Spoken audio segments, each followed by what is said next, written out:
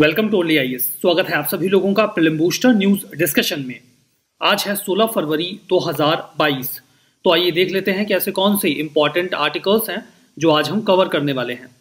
आगे बढ़ने से पहले ये जानकारी है यूपीएससी कॉम्प्रिहेंसिव कोर्स के बारे में, जहां पर आपका यूपीएससी प्रीलिम्स मेंस और इंटरव्यू 2023 के पर्सपेक्टिव से तैयार करवा दिया जाएगा।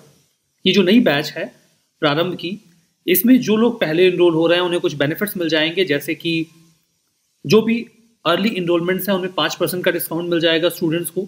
जो ऑलरेडी कोर्सेज में इनरोल्ड हैं उन्हें 10% का डिस्काउंट मिल जाएगा। जो एक्स स्टूडेंट हैं उनकी बात कर रहे हैं।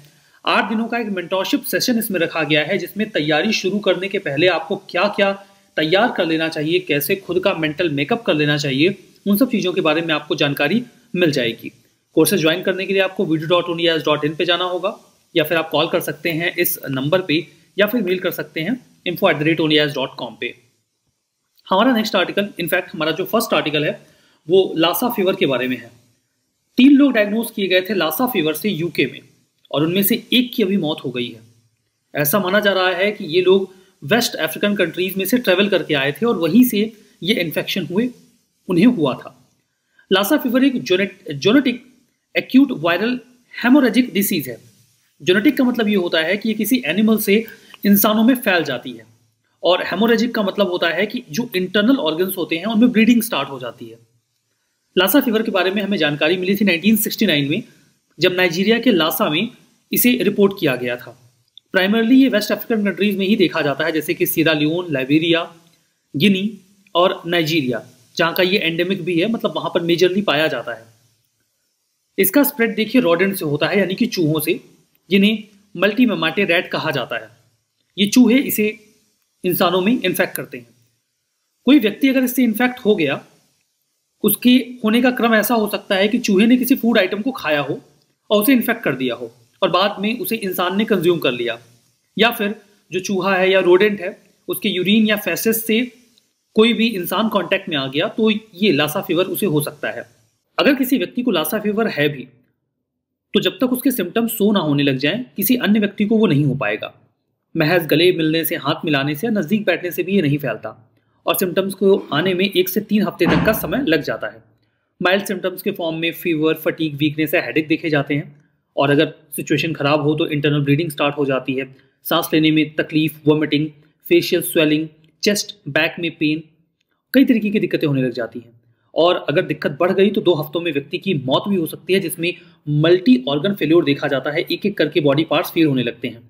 1/3 जो इन्फेक्टेड लोग होते हैं उनमें डिफरेंस देखी जाती है, मतलब सुनने की क्षमता कम होने लगती है, और कई बार तो कंप्लीट हियरिंग लॉस भी देखा जाता है, जो परमानेंट हो जाता है, मतलब व्यक्ति को कभी सुन ही नहीं पाता। फिर बचने का तरीका साफ है कि हमें चूहों से दूर रहना होगा। चूहों को हम अंतरिक्ष में ले जाके फेंक तो सकते नहीं हैं, तो हमें इन्हें अवॉइड करना होगा। लासा फीवर जानलेवा हो सकता है, लेकिन अगर इसे समय से डायग्नोज कर लिया जाए तो दिक्कत कम होती है। हमारा नेक्स्ट आर्टिकल डेमोक्रेसी इंडेक्स के बारे में है। इकोनॉमिस्ट इंटेलिजेंस यूनिट ने अभी हाल ही में डेमोक्रेसी इंडेक्स 2021 को रिलीज किया है। इसको रिलीज करने की शुरुआत 2006 में की गई। 165 इंडिपेंडेंट स्टेट्स और 2 टेरिटरीज को ये इवेलुएट करता है। इकोनॉमिस्ट इंटेलिजेंस यूनिट जो इस इंडेक्स को तैयार करते हैं, ये एक रिसर्च एंड एनालिसिस डिवीजन है। किसका? इकोनॉमिस्ट ग्रुप का, जो कि सिस्टर कंपनी है इकोनॉमिस्ट न्यूज़पेपर की, जिसके आर्टिकल्स आप देखते रहते हैं। जो इंडेक्स है इसमें 60 इंडिकेटर्स होते हैं, लेकिन उन्हें 5 कैटेगरी में डिवाइड किया जाता है। Electoral process and pluralism. Pluralism का मतलब होता है बहुलवाद, या जिसमें मतलब सोसाइटी के अलग अलग सेगमेंट का रिप्रेजेंटेशन है या नहीं। सिविल लिबर्टी, गवर्नमेंट की फंक्शनिंग, पॉलिटिकल पार्टिसिपेशन और पॉलिटिकल कल्चर। हर कंट्री को 0 से 10 के बीच में स्कोर किया जाता है, और इसके बेसिस पे उन्हें 4 टाइप ऑफ रिजीम में डिवाइड करते हैं, जिसमें पहला है फुल डेमोक्रेसी, दूसरा है फ्लॉट डेमोक्रेसी, तीसरा हाइब्रिड रिजीम, और चौथा अथॉरिटेरियन रिजीम।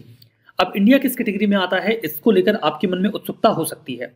नॉर्वे ने इस रैंक को टॉप किया और वो बन गया फुल डेमोक्रेसी। इंडिया को रैंक मिली 46 की, और जो स्कोर था वो 6.91 का था। तो इंडिया को फ्लॉट डेमोक्रेसी की कैटेगरी में डाल दिया गया। लास्ट टाइम इंडिया की रैंक जो है वो 53rd थी। ठीक। हमारा नेक्स्ट आर्टिकल मादारम जठारा फेस्टिवल के बारे में है। ये अर्थ का सबसे बड़ा ट्राइबल कांग्रीगेशन माना जाता है, जहां पर बहुत सारे लोग इकट्ठा होते हैं, और भारत में कुंभ मेले के बाद सबसे अधिक भीड़ या लोगों के एकत्रित होने वाला मेला माना जाता है। जो मादारम जठारा ये फेस्टिवल है, इसे समक्का सरलम्मा जठारा भी कहा जाता है, जिसमें समक्का माँ का नाम है और सरलम्मा उनकी बेटी है। इन्होंने बेसिकली समक्का और सरलम्मा जी ने जो उस समय काकातीय किंगडम के राजा थे उनके खिलाफ लड़ाई लड़ी थी 12वीं शताब्दी में, जब उन्होंने ड्रॉट के बावजूद टैक्सेस इंपोज कर दिए थे। तो इनके जो पति थे समक्का जी के, वो एक चीफटन थे, लोकल चीफ थे, उन्होंने टैक्स देने से मना कर दिया, तो रूलर ने उनके ऊपर अटैक कर दिया। उन्हें कुछ समय बाद उनकी मृत्यु भी हो गई लड़ते हुए। उसके बाद समक्का और सरलम्मा जी ने लीड लिया और काफ़ी लंबे समय तक वो उनसे लड़ती रही। बाद में वो जाके गुफा में शरण ले लेती है जब उन्हें ऐसा लगता है कि वो जीत नहीं पाएंगी। कुछ समय बाद जब गांव के लोग वहां पे जाते हैं तो उन्हें खूब सारा सिंदूर मिलता है, तो इससे लोगों ने एक मान्यता प्रचलित कर ली कि वो देवी के रूप में परिवर्तित हो गई या वो देवी का स्वरूप थी और उन्हें बचाने के लिए आई थी, उनके अधिकारों के लिए लड़ने के लिए आई थी। एंड दैट्स वाई उन्हीं को याद करते हुए ये पूरा ओकेशन देखा जाता है। स्टेट ऑफ तेलंगाना में ये फेस्टिवल आपको देखने को मिलेगा। फर्दर एक फेयर या मेला भी देखने को मिलता है। 2 साल में एक बार इसे ऑब्जर्व किया जाता है, माघ यानी कि फरवरी के महीने में। सेकंड लार्जेस्ट फेयर माना जाता है आफ्टर कुंभ। इसे कोया ट्राइब के लोग ऑर्गेनाइज करते हैं और स्टेट फेस्टिवल 1996 में इसे डिक्लेयर कर दिया गया था तेलंगाना का। तेलंगाना की सरकार जो है और उनका जो ट्राइबल वेलफेयर डिपार्टमेंट है वो भी इसे होस्ट करता है। कोया ट्राइब की बात करें तो सदर्न इंडिया में पाई जाने वाली एक ट्राइब है जो कि आपको छत्तीसगढ़, तेलंगाना, आंध्र प्रदेश और उड़ीसा में भी देखने को मिल जाएगी। कोया ट्राइब के लोगों की लैंग्वेज सिंपल कोया लैंग्वेज है या कोया भाषा, जो कि ड्रेविनियन लैंग्वेज फैमिली का ही हिस्सा है। लाइवलीहुड के लिए ये कल्टीवेशन करते हैं जगह पर सेटल होकर, अच्छे आर्टिशन होते हैं। बम्बू का इस्तेमाल करके बहुत सारी चीज़ें बनाते हैं जैसे कि furniture, fencing, dust pan, basket. ये ज्वार, रागी, बाजरा और कुछ और मिलेट्स भी उगाते हैं आजीविका के लिए। हमारा नेक्स्ट आर्टिकल लद्दाख रीजन के लिए कुछ इनिशिएटिव्स लिए गए हैं उनके बारे में है। स्नो स्कल्पचर्स बनाए जाएंगे लद्दाख में जिससे कि टूरिस्ट अट्रैक्ट हो विंटर सीजन में, ऐसा भी प्लान बनाया गया। Further council of scientific and industrial research ने लेह बेरी को भी प्रमोट करने की बात कही, जो कि आपको कुछ ऐसा देखने को मिल जाएगा, ठीक है। और लोग इसे काफ़ी पसंद करते हैं। वाइड रेंज में इससे लोगों को लाइवलीहुड की अपॉर्चुनिटीज़ मिलेंगी अगर ये इनिशिएटिव अच्छे से रन किए जाएं तो। कमर्शियल कल्टीवेशन करेंगे 3 मेडिसिनल प्लांट्स के 15,000 फीट की ऊंचाई पे। इनमें एक बहुत इंपॉर्टेंट मेडिसिनल प्लांट है, वैसे तो लोकली लोग उसे सोला कहते हैं, लेकिन पॉपुलरली इसे संजीवनी बूटी कहा जाता है। संजीवनी बूटी का जो जिक्र है वो रामायण में मिलता है, जब हनुमान जी इसे लेकर आते हैं और लक्ष्मण जी की जान बचाते हैं। कुल मिला के जो सोला है इसके पास हाई लाइफ सेविंग और थेरेप्यूटिक प्रॉपर्टीज होती हैं, मतलब ये बीमारी को ठीक करने की क्षमता रखता है, इसीलिए लोग इसे संजीवनी बूटी कहा करते हैं। हमारा नेक्स्ट आर्टिकल कोआला के बारे में है। ऑस्ट्रेलिया की सरकार ने कोआला को इंडेंजर्ड कैटेगरी में डाल दिया है अपने 2 राज्यों में, क्वींसलैंड और न्यू साउथ वेल्स में, ऑस्ट्रेलिया की कैपिटल टेरिटरी में। पैरेलली कोआला एक मर्सुपियल मैमल है, मतलब जो इनका बच्चा होता है वो पूरी तरीके से मैच्योर या इस कंडीशन में पैदा नहीं होता कि खुद से सर्वाइव कर सके। तो जो माँ होती है वो उसे कुछ समय तक अपने थैले में रखती है, एक जो उनके बॉडी पार्ट में होता है, जैसे आपने कंगारू में देखा होगा।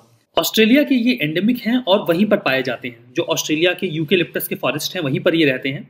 इनके ग्रे फर होते हैं, क्रीम कलर का चेस्ट होता है, स्ट्रॉन्ग और क्लॉड फीट होते हैं, मतलब ट्रीज की ब्रांचेस पर रहने के लिए बिल्कुल परफेक्ट होते हैं और देखने में बहुत ही क्यूट लगते हैं, जैसा कि आप इन्हीं इमेज में भी देख सकते हैं। IUCN की रेड लिस्ट में इन्हें वल्नरेबल रखा गया है। इनकी संख्या अब वाइल्ड में यानी कि जंगलों में 5 लाख से भी कम बची है। इन्हें कई तरीके के थ्रेट्स हैं, जैसे कि क्लाइमेट चेंज, इनका हैबिटेट खत्म हो रहा है, ह्यूमंस का भी डिस्टर्बेंस रहता है।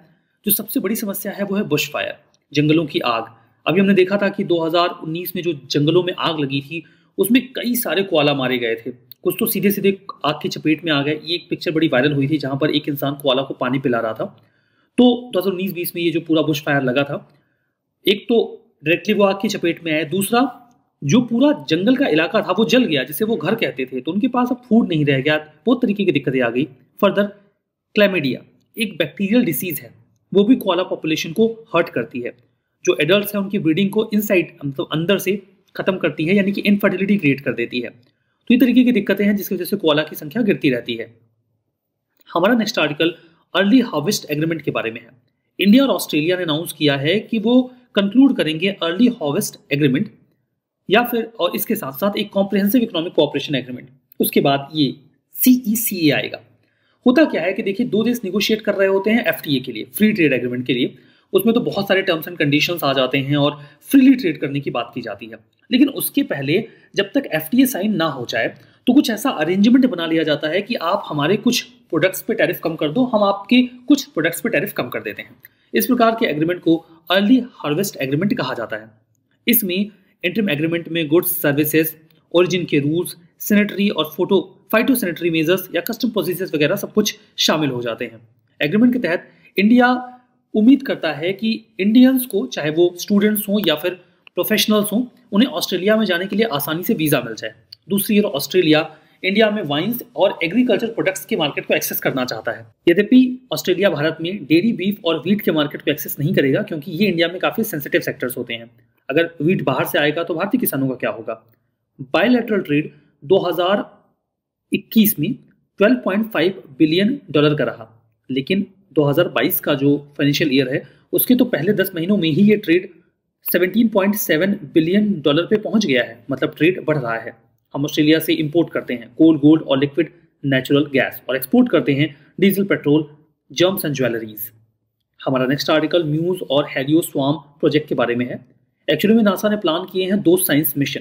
पहले का नाम है multi slit solar explorer mission, या इसे शॉर्ट में आप म्यूज मिशन बोल सकते हैं, और दूसरे का नाम है हेलियो स्वार्म। देखिए, जो सन के ऊपर का एटमॉस्फेयर होता है उसे कहते हैं हेलियोस्फीयर, ठीक है, और स्वार्म का मतलब होता है झुंड। मतलब कि कई सारे स्पेसक्राफ्ट हेलियोस्फीयर में भेजे जाएंगे सन के एटमॉस्फेयर की जानकारी के लिए। म्यूज मिशन की बात करते हैं। ये सन के कोरोना को स्टडी करेगा, वहाँ के हीटिंग पैटर्न को समझेगा, वहाँ पे जो इरप्शंस होते हैं उनकी जानकारी इकट्ठा करेगा जो स्पेस में देखने को मिलते हैं। फर्दर हमें सोलर एटमॉस्फेयर की डीपेस्ट जानकारी मिल जाएगी, जिसके लिए हम मल्टी स्लिट स्पेक्ट्रोमीटर के यूज को देखेंगे जो नासा करेगा, और सन की कोरोना की अच्छी जानकारी लेगा। हेलियो स्वार्म मिशन में कॉन्स्टलेशन स्वार्म या फिर झुंड होगा, जिसमें 9 स्पेसक्राफ्ट शामिल होंगे। ये सन के हेलियोस्फीयर में जाएंगे, वहाँ के मैग्नेटिक फील्ड में जो फ्लक्चुएशंस हैं उन्हें स्टडी करेंगे, सोलर विंड्स के मोशंस को देखेंगे जो कि सोलर विंड टर्बुलेंस क्रिएट करते हैं। जो आउटर मोस्ट एटमॉस्फेयर है सन के लेयर का, उसे ही हेलियोस्फीयर कहा जाता है। वहाँ पर ये प्रोजेक्ट जा रहा है, दैट्स वाई इसे कहा गया है हेलियो स्वार्म। इसके लिए $250 मिलियन खर्च करने की बात की गई है। इसके अलावा ये जो पहला प्रोजेक्ट था म्यूज, इसके लिए $192 मिलियन खर्च करने का प्लान यूएसए का है। Satellite broadband services, internet services access करने के लिए अगर आप वाईफाई लगवाते हैं तो आपके घर में आता है एक ऑप्टिकल फाइबर, जिससे आपको इंटरनेट मिलता है। लेकिन ऑप्टिकल फाइबर हर जगह नहीं जा सकता। जैसे आप रूरल एरिया में जाइए, वहाँ पे इंटरनेट की कनेक्टिविटी आपको वाईफाई के फॉर्म में नहीं मिलेगी, बिकॉज वहाँ पे ऑप्टिकल फाइबर नहीं बिछाए गए हैं। लेकिन क्या हो कि इंटरनेट सैटेलाइट के माध्यम से मिलने लग जाए, इसके लिए अलग अलग कंपनीज बिड कर रही हैं कि इंडिया में सैटेलाइट के माध्यम से जो इंटरनेट है उसे प्रोवाइड करवाया जाए, जिसमें स्टारलिंक और वनवेब काफ़ी ज़्यादा आगे हैं। लेकिन अभी अचानक से जियो ने इस पूरे सेगमेंट में एंट्री कर दी। डिजिटल सर्विस कंपनी जियो प्लेटफॉर्म ने एक ज्वाइंट वेंचर क्रिएट किया लग्जमबर्ग की एक कंपनी के साथ, जो कि satellite linked content connectivity solutions provide करता है, और इस कंपनी का नाम है SES। ये जियो के साथ मिलकर भारत में सैटेलाइट ब्रॉडबैंड सर्विसेज देगा। मल्टी ऑर्बिट स्पेस नेटवर्क का इस्तेमाल करेगा ये जियो, जिसमें ये ज्वाइंट वेंचर है ओवरऑल हम कहें तो, जिसमें जियो यानी कि जियो स्टेशनरी इक्वेटोरियल ऑर्बिट और मियो यानी कि मीडियम अर्थ ऑर्बिट की बात यहाँ पे जो वो अपने सैटेलाइट्स हैं वो बिछाएंगे। अब मैं इन ऑर्बिट्स के बारे में आपको ज़्यादा जानकारी नहीं दूंगा, लेकिन मैं आपको ये बताऊंगा कि इन ऑर्बिट्स की सिग्निफिकेंस क्या है इस पूरे ब्रॉडबैंड सर्विसेज को देने में, और इस ऑर्बिट की वजह से कैसे ये पूरा जो ज्वाइंट वेंचर है जियो का ये एज ले लेगा। इसके माध्यम से मल्टी गीगाबाइट लिंक्स प्रोवाइड किए जा सकेंगे और इंटरनेट की कनेक्टिविटी को सैटेलाइट के माध्यम से बढ़ाया जाएगा। जो ज्वाइंट वेंचर है SES का सैटेलाइट डेटा मिल जाएगा जियो को, फर्दर कनेक्टिविटी सर्विसेज भी वो प्रोवाइड करवाएंगे। 100 Gbps कैपेसिटी प्रोवाइड करवाएगा SES, जो भारत में अवेलेबल होगी ब्रॉडबैंड की जगह पे जो सैटेलाइट सर्विसेज हैं उनके रूप में। अब देखिए, इसके पहले जो स्टारलिंक या वनवेब बिड कर रहे हैं कि वो इंडिया में सैटेलाइट के माध्यम से इंटरनेट देंगे। अब यहाँ पे अंतर क्या आ रहा है, देखिए, जो जियो का ज्वाइंट वेंचर है वो जियो और मियो में अपनी सैटेलाइट्स लगा रहे हैं, जबकि इलोन मस्क का जो स्टारलिंक है और जो भारती ग्रुप का वनवेब है वो अपनी सैटेलाइट्स को लोअर अर्थ ऑर्बिट में लगा रहे हैं। अब यहाँ पे मामला क्या है, देखिए, जो जियो का सैटेलाइट पोजीशन होता है वो 36,000 किलोमीटर पे होता है अर्थ की हाइट से। मियो होता है 5,000 से 20,000 की हाइट पे, किलोमीटर की हाइट पे, जबकि जो लियो है वो 500 से 1200 किलोमीटर की हाइट पे होता है। तो अब यहाँ पे जियो का एडवांटेज क्या होगा? जो हाइट होती है सैटेलाइट की वो डायरेक्टली प्रोपोर्शनल होती है इस बात को कि अर्थ का वो कितना एरिया कवर करेगी। अगर आपने स्ट्रॉन्ग सैटेलाइट्स को ज्यादा ऊंचाई पे रखा है तो आप अर्थ का ज्यादा एरिया कवर कर पाएंगे कम सैटेलाइट्स के माध्यम से। मतलब आप ज्यादा अच्छी कनेक्टिविटी दे सकते हैं, ज्यादा अच्छा कवरेज दे सकते हैं। सैटेलाइट का स्ट्रॉन्ग होना जरूरी है, ठीक है, ताकि आप उस कवरेज को अच्छी तरीके से कैपिटलाइज कर सकें। तो यहां पर जियो एक एडवांटेज ले सकता है अपनी सैटेलाइट्स को जियो और मियो में रख के, इन अर्थ ऑर्बिट्स में, यानी कि ज्यादा हाइट पे रख के। हमारा नेक्स्ट आर्टिकल कीनिया के बारे में है। अभी हमारे प्राइम मिनिस्टर, जो कीनिया के प्राइम मिनिस्टर हैं, रैला अमोलो ओडिंगा, उनसे मिले। वो भारत में एक प्राइवेट विजिट में है। कीनिया एक ईस्ट अफ्रीकन कंट्री है, कैपिटल इसकी नैरोबी है। पहले कैपिटल मुंबासा हुआ करती थी और मुंबासा ही उनकी सबसे पुरानी सिटी भी है। इसके आसपास के देश हैं, पड़ोसी देश हैं, south Sudan, Ethiopia, Somalia, Uganda और तंजानिया। फर्दर एक और इंडियन ओशन भी साउथ ईस्ट में आपको मिल जाएगा। रिविजन करते हैं। लेसा फेवर 1969 में डिस्कवर किया गया नाइजीरिया में, that's true. Democracy index world economic forum का है, नहीं, इकोनॉमिस्ट इंटेलिजेंस यूनिट का है, ये गलत हो गया। मेदारम जठारा फेस्टिवल गुजरात में सेलिब्रेट करते हैं, गलत है, तेलंगाना में करते हैं। म्यूज मिशन ये सन की कोरोना की हीटिंग के बारे में अंडरस्टैंडिंग को बेटर करेगा, दैट्स ट्रू। कीनिया एक लैंड लॉक कंट्री है, गलत है। हमने देखा था कि ये साउथ ईस्ट में इंडियन ओशन से टच करता है। तो हमारा आज का सेशन यहीं पे समाप्त होता है। बहुत बहुत धन्यवाद।